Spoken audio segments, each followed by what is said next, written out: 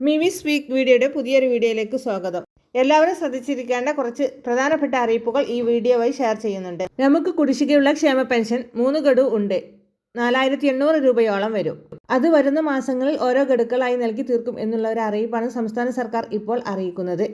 അത് സർക്കാരിന്റെ ഒരു ഉറപ്പ് കൂടിയാണ്.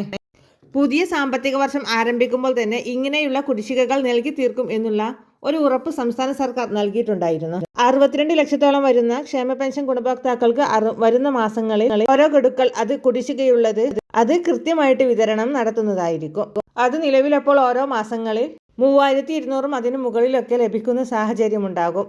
3 മാസം കൊണ്ടൊക്കെ ഒരുപക്ഷെ ഇത് നൽകി തീർക്കുവാനും സാധിക്കുന്നതായിരിക്കും. കാരണം 3 ഗഡുക്കളെ ഉള്ളൂ താനും. അതുകൊണ്ട് തന്നെ എല്ലാവർക്കും കൃത്യമായിട്ട് ആനുകൂല്യം എത്തിച്ചേരും. തദ്ദേശ തെരഞ്ഞെടുപ്പുകൾ കൂടി വരുന്ന സ്ഥിതിക്ക് ഈ വർഷം തദ്ദേശ തെരഞ്ഞെടുപ്പുകൾ കൂടി ഉള്ളതിനാൽ അത് ഒക്ടോബർ നവംബർ മാസങ്ങൾ വിജ്ഞാപനം ഉൾപ്പെടെയുള്ള കാര്യങ്ങളുണ്ടാകും.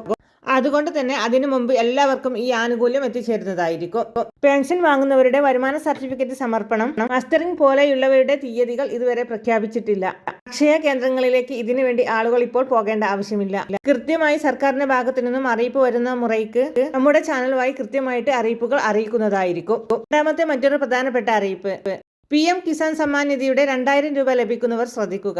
നമുക്ക് ഇലക്ട്രോണിക് KYC നമ്മൾ എല്ലാവരും ചെയ്തതാണ്. ഈ 2000 രൂപ ആനുകൂല്യം വാങ്ങുന്നവർ, ഇതിൽ ചിലർക്ക് KYC എന്ന് പറയുന്ന, അതായത് ഒരു പുനർവെരിഫിക്കേഷൻ എന്ന രീതിയിലൊക്കെ സന്ദേശങ്ങൾ വരാറുണ്ട്, അല്ലെങ്കിൽ സ്റ്റാറ്റസ് പരിശോധിക്കുമ്പോഴൊക്കെ അങ്ങനെ കാണാറുണ്ട്. അങ്ങനെയുള്ളവർ വീണ്ടും KYC ഒക്കെ ചെയ്ത് അക്കൗണ്ട് പുതുക്കുവാൻ വേണ്ടി ശ്രദ്ധിക്കുക.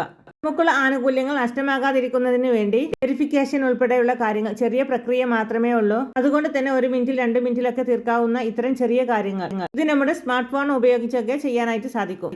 അത് ആ രീതിയിൽ പൂർത്തീകരിക്കുന്നതിന് വേണ്ടി ശ്രദ്ധിക്കേണ്ടതാണ്.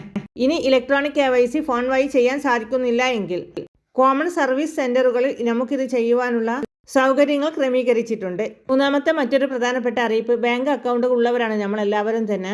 ഇനി ബാങ്ക് അക്കൗണ്ടുമായി ബന്ധപ്പെട്ട് പുതിയ മാറ്റങ്ങൾ വരികയാണ്. ഈ മാസം മുതലാണ് നമ്മുടെ ATM ഉൾപ്പെടെയുള്ള ഇടപാടുകളിൽ പുതിയ സർവീസ് ചാർജുകൾ ബാധകമാകുന്നത്. പരിഷ്കരിച്ച നിരക്കുകളായിരിക്കും ബാധകമാവുക. നമ്മുടെ ബാങ്കുകളുടെ ATM ശൃംഖലകളിൽ നിന്ന് തന്നെ പണം പിൻവലിക്കുന്നത് സൗജന്യമായിരിക്കും. അത് നിശ്ചിത ഇടപാടുകളിൽ സൗജന്യ നിരക്ക് അനുവദിക്കുകയും ചെയ്യുന്നുണ്ട്. എന്നാൽ മറ്റു ഇതര ബാങ്കുകളുടെ ATMകളിൽ നിന്നും പണം പിൻവലിക്കുമ്പോഴാണ് ഇനി അധിക തുക ഈടാക്കുന്നത്. സൗജന്യ പരിധി കഴിഞ്ഞാലാണ് ഇനി അധിക തുക ഈടാക്കുന്നത്. പ്രത്യേകം ശ്രദ്ധിക്കുക. ചെറുകിട ബാങ്കുകളൊക്കെയാണ് നമുക്ക് അക്കൗണ്ട് ഉള്ളത് എങ്കിൽ അത്തരം ബാങ്കുകൾക്ക് ATMകളുടെ എണ്ണം വളരെ പരിമിതമായിരിക്കും. അപ്പോൾ നമ്മൾ മറ്റു ഏതെങ്കിലും ATM ശൃംഖലകളൊക്കെ സന്ദർശിക്കും. അവിടെ നമ്മൾ ATM ഇടപാടുകൾ നടത്തും. ഇങ്ങനെ വരുമ്പോഴാണ് നമ്മുടെ അക്കൗണ്ടിൽ നിന്നും ഓരോ ഇടപാടിനും 17 രൂപയ്ക്ക് മുകളിൽ, അത് ഇപ്പോൾ 25 രൂപയ്ക്ക് മുകളിലൊക്കെ ആവും എന്നുള്ള സൂചനയുണ്ട്. അതുകൊണ്ട് തന്നെ ഇനി സൂക്ഷിച്ച് ഈ കാര്യങ്ങളൊക്കെ ചെയ്യുന്നതിന് വേണ്ടി ശ്രദ്ധിക്കുക. നമ്മുടെ ബാങ്കുമായി ബന്ധപ്പെട്ട ATM ശൃംഖലകൾ വഴി ATM ഇടപാടുകൾ നടത്തുന്നതിന് വേണ്ടി പ്രത്യേകം ശ്രദ്ധിക്കേണ്ടതാണ്. അല്ല എങ്കിൽ ഓരോ ഇടപാടിനും 25 രൂപ ഒക്കെ പോവുക എന്ന് പറഞ്ഞാൽ ഗുണഭോക്താവിന് വലിയൊരു നഷ്ടം തന്നെയാണ്. നാലാമത്തെ മറ്റൊരു പ്രധാനപ്പെട്ട അറിയിപ്പ്, നമ്മൾ എല്ലാവരും തന്നെ ആധാർ കാർഡ് ഉള്ളവരാണ്. ഇത്തരത്തിൽ ആധാർ കാർഡിലെ പിഴവുകൾ ഒഴിവാക്കുന്നതിനും ആധാർ വളരെ കൃത്യതയാർന്ന ഡോക്യുമെന്റ്സ് ആയി സൂക്ഷിക്കുന്നതിനു വേണ്ടി ആധാർ അപ്ഡേഷൻ ചെയ്യുന്നതിന് വേണ്ടി UIDയെ നിർദ്ദേശിക്കുന്നുണ്ട്. ആധാറിലെ മൊബൈൽ നമ്പർ, ആധാറിലെ നമ്മുടെ പേര്, അതോടൊപ്പം തന്നെ ആധാറിലെ മേൽവിലാസം, ഇനി ബയോമെട്രിക് ഉൾപ്പെടെയുള്ള കാര്യങ്ങൾ, ഫോട്ടോ, ഇതിലേതെങ്കിലും ഒക്കെ ആവശ്യമായിട്ടുള്ള മാറ്റങ്ങൾ ഉണ്ട് എങ്കിൽ അതിൽ കൃത്യമായിട്ട് മാറ്റങ്ങളൊക്കെ വരുത്തേണ്ടതായിട്ട് ശ്രദ്ധിക്കേണ്ടതാണ്. ഇത്തരത്തിലുള്ള അപ്ഡേഷൻ നടത്തുന്നതിലൂടെ ഏറ്റവും കൃത്യതയാർന്ന ഡോക്യുമെന്റ് ആയിട്ട് ആധാർ കാർഡ് മാറ്റുന്നതിനായി ഗുണഭോക്താവിന് സാധിക്കുന്നതായിരിക്കും. വളരെ പ്രധാനപ്പെട്ട കുറച്ച് അറിയിപ്പുകളാണ് വീഡിയോ വഴി ഷെയർ ചെയ്തത്. ഇത്തരത്തിലുള്ള അറിയിപ്പുകൾക്കായി ഈ ചാനൽ സബ്സ്ക്രൈബ് ചെയ്യാൻ മറക്കല്ലേ. സുഹൃത്തുക്കൾക്കും ബന്ധുക്കൾക്കും ഷെയർ ചെയ്യാൻ മറക്കല്ലേ.